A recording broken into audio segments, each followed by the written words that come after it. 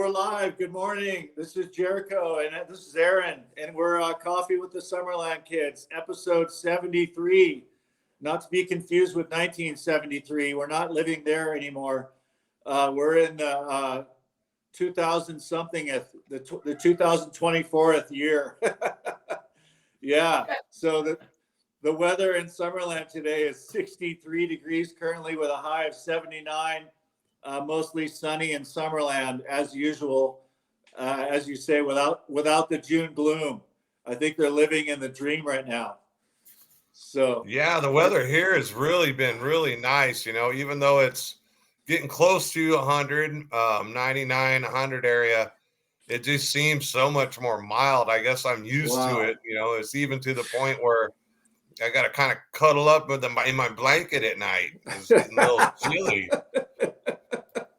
Yeah, we've been having it's ever since well, I want to say when what month was it? It must have been June. In June, the whole month of June was pretty, I want to say, or let's say the first 2 weeks of June, but then the second 2 weeks of June, we started to get those monsoonal rains, and the rains haven't stopped. It's been almost every afternoon. It rains a little bit. So it'll be a perfectly clear morning. But then by the afternoon, it'll cloud up a little bit and it'll rain a little bit. So it's nice for keeping the fire danger low. So that's good. But yeah, here we are. How are we doing on our stream? Am I pixelating? No, your video is actually pretty clear. Okay, nice. Cool, man. Yeah. So, just working right along. Had a nice meeting with my neighbor yesterday. He's got 80 acres, and I told him about a place in Santa Barbara. I think they used to call it 80 acres. It might have been near us, just over the hill from Summerland. Beautiful forested area with ponderosa pines. He did show me one spruce tree. Spruce is, I think, a kind of pine, I believe. And so anyways, I'm going to be getting some firewood from him, it looks like, again. Maybe some ornamental yard wood or something. Sweet guy, definitely in his 80s perhaps, but still one of those active guys who's a sharp shooter in the neighborhood. Sweet guy who's it's got the land, and it's kind of a win-win for me because I can go get firewood from him, and it clears his property of debris essentially, because we had a windstorm a few years back that blew over just a handful of trees. So, that's one of those things where it becomes a situation to make your land get a little more clarity. You don't want too many down trees on your land. So. No, absolutely. Helping a neighbor out is always, in my book, always a positive thing. Even if you're not, getting anything so much back, just, being able to help somebody is always a good feeling.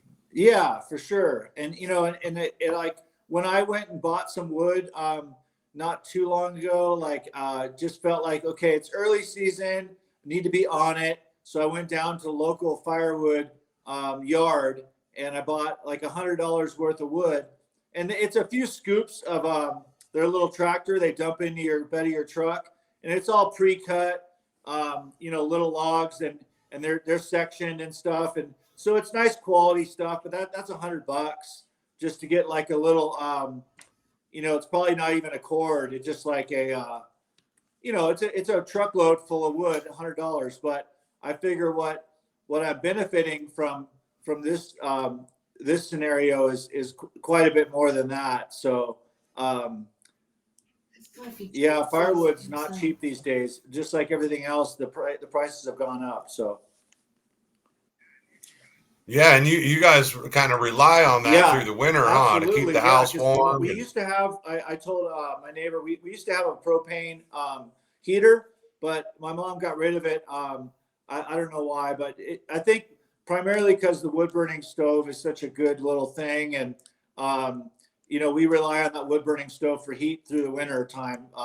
That's our source of heat. So, and the cabin does retain the warmth pretty well, but it is old school. I mean, the man who we bought it from, he was an old truck driver named Earl, like a classic truck driver dude.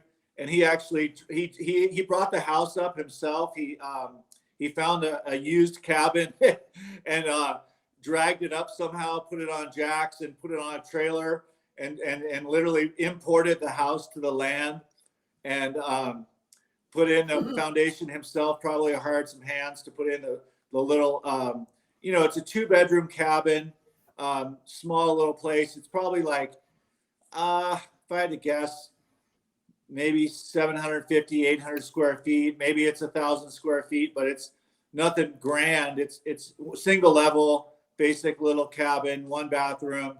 Of course, we got the barn next door. It was an unfinished project when Mom bought the property, but I did put siding on the barn years ago. And so it's a work in progress. Mom's put in some new floors at one point and put a new roof on the cabin in the barn. So we're, quote unquote, like, the rain and the snow fall away. So we have no, so Yeah. You sent some videos of the hail the other day, and that was just, I know. It was just a trip how it was just coming down. And Colorado is an interesting place. I mean, I do feel like after living here for this is my longest time living in Colorado, because in my early 20s, I lived in Eagle, Colorado for like 1 ski season. And then I did that same thing again in 2002. And then I did it again in like 2007/8. But I've never done a consecutive years like now. This is my fourth season. Like, I got here in 2020 March. I jumped out, mostly because of COVID. I was actually in Montecito on a friend of mine's job site, and I had the opportunity to just stay in Montecito. I mean, that would have been cool, but I probably would have been maybe avoiding reality a little bit. Yeah. And I didn't want to do that, especially because the vibe was so trippy in early 2020. I don't know where you were at during that time, but I just got this feeling of like something's feeling funny, and this COVID thing was not something that I wanted to be locked down in. Like, I felt like I didn't know what was going to happen. No one really did. But when I got on the road, I realized the truck drivers were the only guys on the road, it felt like. And I was one of them, essentially, in my moving truck with all my stuff. And I just jammed up to Colorado. And, right when I got there, I think the day after I got to Colorado, they shut down the country, which is unprecedented. Talk about a weird deal, man. It was weird. Remember the great toilet paper shortage of 2020? Yeah. I put up some memes on that one. There were some funny memes. A guy in a bathroom, with all his toilet paper, or another one, a guy on a porch wearing a diaper saying, I'm all good here, yeah. And I remember going to the grocery store early in the morning, and there was a line out front because they were doing the social distancing grocery store situation. Yeah. All the markings on the floor and in the line, stand here, everything 6 feet away. It was weird. Yeah. It was just weird, I know. All the different opinions and perspectives about it. I guess, being out in Colorado, out on the ranch, there's no, I mean, you're already social distance, there's only a few people around. I still, I guess, places like Japan and stuff, they it's kind of commonplace to wear the face masks anyway. But I remember there was a lot of people just so against it, just like, I am not wearing a mask. And I guess there's some medical, you get like the little medical thing say, oh, I got whatever. I don't need to wear a mask. And some people would just Uh, get so upset about not wearing a mask, and other people would get so upset right. about having to wear a mask. And Yeah. I guess it was a social experiment in a way, how are Yeah. people going to react? What's the whole situation? Um, Yeah. but Exactly. I guess I got lucky because the people that are close to me never got, at least not the serious COVID. Um, Okay. I did have, it wasn't COVID back then. I actually went to the hospital having trouble breathing. Uh, But a friend of a friend had actually, you know, traveled out of the country and came back and was super sick. And so I yeah. knew people that got sick, the sickest they've ever been. But that was before it was COVID. So Yeah. it's just so unusual, I know, right? because, some people got it, and, some I knew people that were working in the same office that had Uh-huh. it. And one person would be like, I don't even have any symptoms, but I'm testing positive. And another person was like, I've never been this sick in my life. And I Okay. just think that Huh. that's so interesting how a virus does that. But also, I was kind of doing some looking into, when they had the RNA virus, DNA, Mhm. RNA, that like a large majority of human DNA is actually from viruses. I was like, Oh, wow. as humans evolve, the virus Yeah. affects, influences and becomes part of us, I guess. Yeah. Yeah. I grew up, right in high school, I got involved in auto body and paint, and it was part of our safety precautions. They issued us a mask, right away because we're working with the dust, and so we used what's called an N95, which is just a double strap little white particle mask. And my uncle, at one point, because he was a union painter, um, he said the only time to wear an N95 mask is as a hat, as a party hat. So, because he was all about wearing the respirator. The respirator, essentially, the double cartridge respirator with the carbon and the pre-filters were the only way to go. So I got used to wearing a cartridge, regular respirator early on, and and it just was actually a more comfortable rubber mask. Surprisingly, the rubber mask is more comfortable than the paper mask. And so I trained myself early on just to be especially in that atmosphere when you're dealing with the chemicals and isocyanates and these different things, especially in the clear coat. When you're painting a car, it does ideally require you to wear a mask. I mean, only the real hardcore old timers that you'd hear stories of where because my old boss was from Boston. Shout out to Joe Costa. He would tell me stories of like his dad or a painter that he worked for, and the painters back then were definitely a different breed. They would be literally smoking a cigarette while they're painting in the booth with no mask. So Yeah, I've seen a few painters, coming out of that paint booth, just paint all over their face, and they're right. kind of around their nose because they're breathing.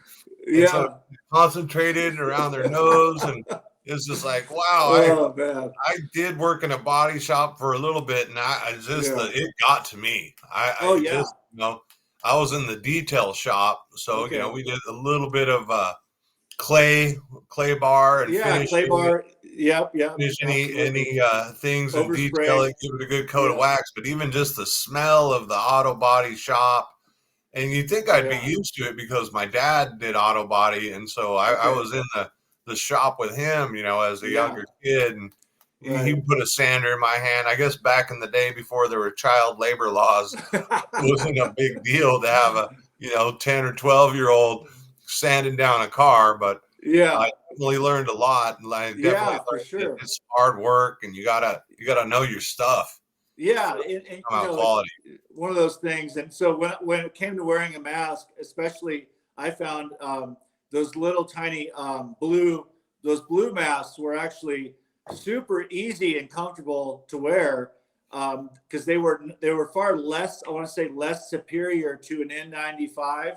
Um, but in terms of breathability, it was no big deal. Plus, I didn't have a beard at the time, so beards are not very helpful in when you wear a mask, unfortunately.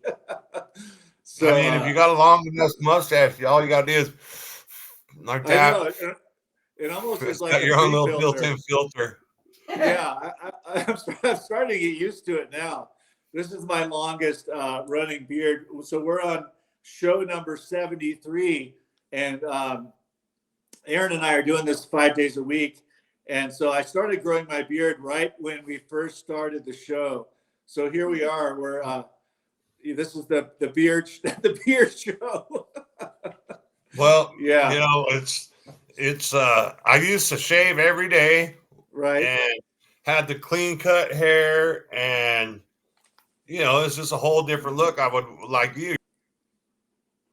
wear a sport coat, wear a tie Right. often, Yeah. and it's just a whole different routine. I Yeah. guess um, I got in the habit of wearing these checkers, the plaid shirts, when I was doing tech, in the data center, Yeah. because that was kind of the style everyone wore.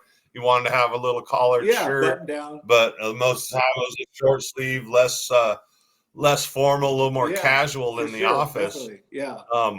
But I was wondering too, how's your dad He's settling good. in You know, over Dad's there? Is settling he? in good. He's been checking in with the local housing. Like the for old folks, checking into what's going on with the old folks housing situation. And apparently, there's like a 3-year waiting list.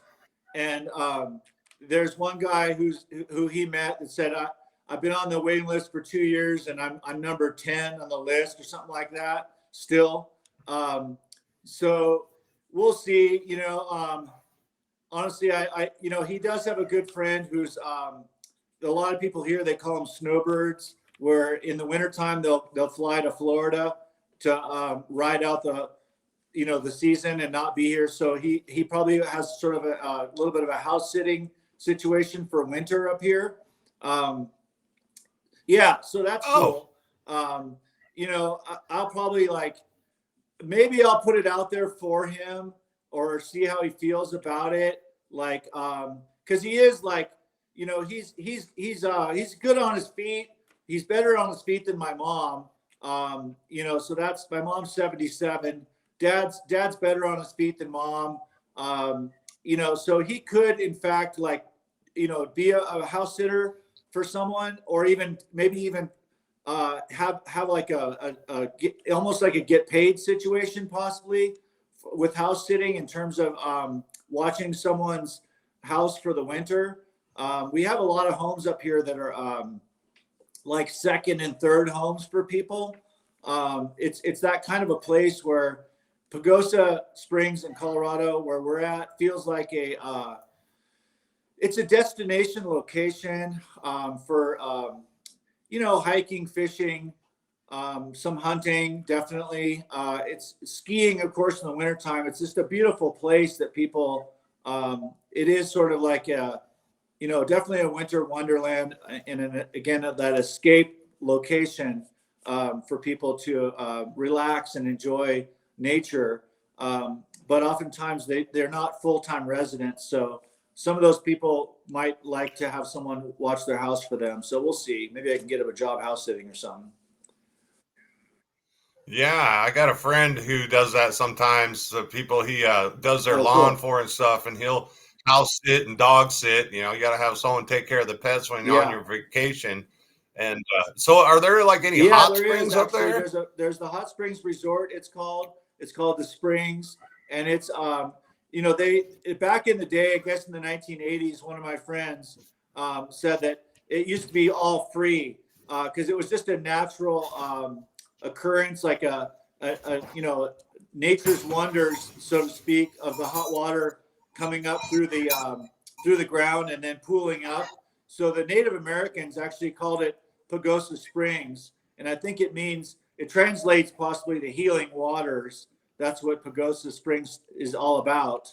Um, so there is some free spots where you can go and soak in the tubs as well. That's alongside the river.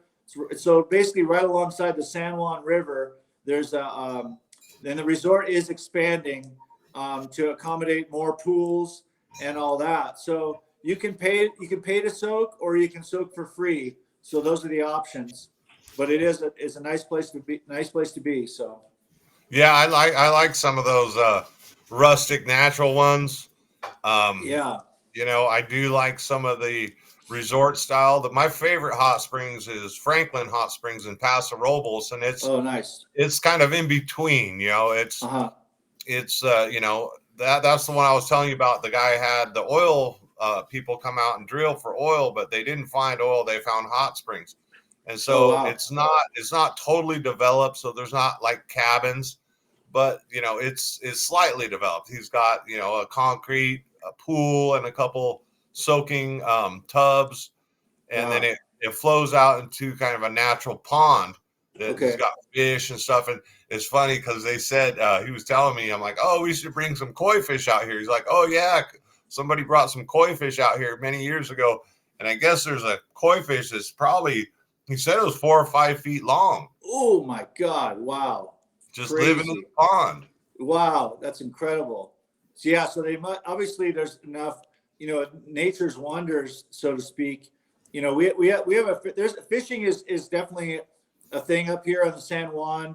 I believe there's they mentioned some native fish that that they thought were extinct, but they refound them again here, which is great. So we're right at the base of the Rocky Mountains, so it's a gorgeous location. I mean, that water's coming straight off the Rocky Mountains. People are tubing now, floating down the river. Tubing is a big thing here. They have a few different companies that supply people with tubes, and then they also do the little. They have a little bus that they drop people off up the river and then pick you up as you float down. They have a little pickup spot, so people are doing the tubing on the river. So floating down now, it does feel like a lazy river now. It's moving a little slower in terms of the flow. We don't have that winter snow melt, I believe, is done. So now it's just the natural what comes off. What's coming off the mountains now is natural flow.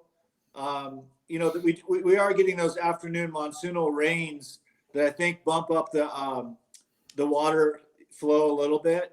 So that's cool. Yeah, so that's kind of cool how it goes from rapids and then slows down to the lazy Yeah, pond, the lazy yeah, river. I've always lazy enjoyed river the lazy river. for I've sure. never done any whitewater rafting. Right.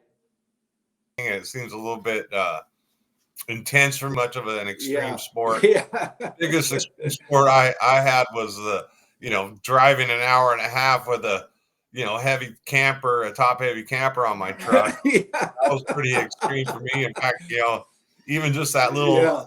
little 2 hour drive, my neck is still just super tight. I guess I'm lucky I Yeah. didn't get any cricks. Sometimes I get cricks in my neck where it's just like, Wow. I can barely move that much, or even like that much, but it's Yeah. still stiff. Huh.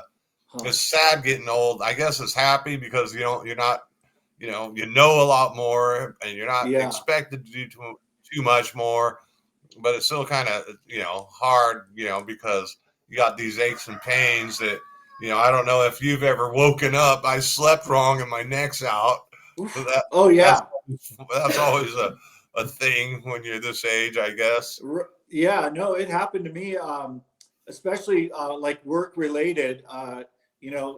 Lifting a box or just something simple, but all of a sudden you feel that like someone gave you, like back in the day, it was like a noogie or something, or when we used to punch each other in the arm or whatever, and so like that lower back pain that it doesn't go away. At least for a little bit, it takes time to heal from that. And I definitely experienced what it feels like to be more or less immobile, where you can't any movement essentially hurts. So that's really challenging to deal with, because you can barely make it to the restroom when you're in that extreme, because it's literally like almost like a shock that you're sometimes receiving, which is difficult to deal with. So that's a challenge for sure. Just got to be careful. I guess wearing a back brace is helpful sometimes, just to make you remember that your back is key, and how to lift and be conscious of that. So you can't, when you're young, you kind of lose you don't lose it because you don't even have it. Your built-in sort of like movements are just all so easy, and you don't even realize that something can even hurt you. You feel like you're invincible when you're young, but when you get older, your body starts to show you, your limits. Oh yeah. God. Everything, from getting up in the middle of the night to go to the bathroom, Yeah. or even like you're out of the house for an hour or something. You're like, oh, I got to go to the bathroom so bad. Oh, And right. just everything, it reminds me of a joke. The guy goes in the doctor and goes, oh, every time I go like this, I get a pain. And the doctor says, quit going like this. Yeah, right. Oh, God. Yeah. So, anyways, thankfully I've been, more or less pain-free lately. I guess it is like what do you call it? Keep loose, all that stuff. But like you said, the white knuckling in the car for that long time, that term you were in with, driving the truck, that can be, I guess it just puts you in a position where you're holding a position, and then you're obviously just, like you said, a little more tense, and that tenseness is hard to shake it when you're driving a 5,000 pounds of gear or whatever whatever that Yeah, I was. think the total weight is about 3,000 pounds, so it's right at the limit, and Yeah. yeah, well, like when you're younger, you're like, oh, there is no limit. Let's push, push, push, push. Yeah, It there is takes a no couple limit. injuries, a couple, aches and pains, and then for me anyway, I'm just conscious of it all the time, so I like kind of know my limits. Um, Yeah. not that I'll push my limits, but I definitely, try and do enough physical activity to stay loosened up a bit, but I know not to do certain things. I'm not going to be lifting. I'm going to try not to be on my feet for more than an hour at a time. Right. Take the breaks. The heat gets to me a little bit more. I remember when I was younger, we'd be like, oh, out in the middle of the beach all day with nothing to drink and not even be phased. And, Right. and now Yeah. it's like, if I'm going to the beach or I'm going anywhere, I got to make sure and have a cooler full of water and drinks. And Yeah. really, I guess you get a little bit more wisdom. You start preparing rather than just going like a kid. Oh, let's just go. Woo. Yeah, right. Exactly. Yeah, no, and I don't drink enough water. I need to drink more water. I got my jug in the car, probably after the show, go grab it just to be, it is important to, with beverages, to mix up the beverages, of course, and, stay on the water, man. It's all about the water. I guess Oh, what is absolutely. it, I got my 98%? little water cup here. I try and fill it at Nice. least 3 times a Yeah, day, sometimes that's 4 when it's cool. hot. And Mhm. it's a Sierra Club. It's backwards, but we love the Sierra Club. We get the little Yeah, calendar. It's really nice. yeah, Nice scenery every month changes on the that's calendar. cool. Sweet. So yeah, anyways, thanks to Restream, we're able to pull this off. It's an amazing platform that enables us to do this, but sometimes we deal with the frozen moments, which is maybe it'll improve as we go somehow with our technology side, figuring out the ins and outs of the online broadcasting situation. Yeah, we're still just I don't green. think. We're still green at Yeah, this. we're still green. Yeah, exactly. We're getting there though. I mean, we're doing it. We're putting in our days. That's for sure. We're getting our days in, which is great. It makes me more confident. Thank you, Aaron, for bringing me to the show. Bringing you were a pioneer in this. From long ago with all your working in the industry, and then just being tech savvy and willing to jump in and like you said, you know, you were AWOL for a sec, but coming back online, just having comfortable conversations without any agendas. That's a huge thing these days. You know, we're not pushing any great. We're not pushing. Yeah. So Yeah, I much know. agendas. So many Yeah, so agendas. just staying agenda free and just keeping it carefree and fun, and you know, connecting with our roots and our friends and our community, and talking about video games and past lives and all that good stuff. That's what brings joy to the day. So cheers to joy of the days, you know. Cheers for joy of the day. It is Yeah, that time, Jericho. awesome, So man. Yeah, thank you we'll so see much. you See you tomorrow, tomorrow, bud. episode 73. Tomorrow 74. Have a great day, Aaron.